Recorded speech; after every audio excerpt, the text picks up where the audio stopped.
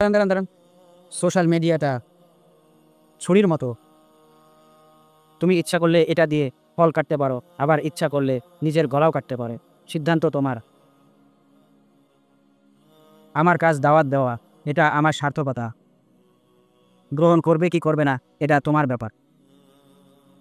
তুমি হও না কেন স্মার্ট তরুণ যুবক, দিনে অসংখ্যবার মোবাইল স্ক্রল করেও, রাতে ঘুমোতে যাওয়ার আগেও, ফেসবুক, ইউটিউব, টুইটার, টিকটক, জীবনের তোমার সব সিদ্ধান্ত যেন মোবাইলে দিচ্ছে। তুমি কখন ঘুমাবে, কখন ঘুম থেকে উঠবে, কার সঙ্গে কথা তুলবে, তোমার ফোন তোমার সিদ্ধান্ত দিচ্ছে।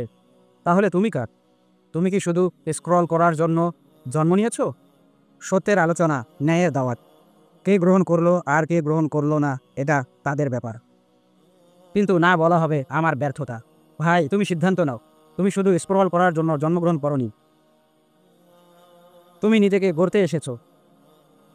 দিন শেষে উত্তরদাতা কিন্তু তুমি, তোমার ফোন নয়। আমরা যেভাবে ফোনের মাঝে সময় দিচ্ছি, এই ফোন যেন আমাদের নষ্টের কারণ না হয়। তাই আসুন দিনের কাজ করি এবং সর্ব অবস্থায় আল্লাহকে স্মরণ করি। এটাই আমার জীবনের সফলতা, সার্থকতা।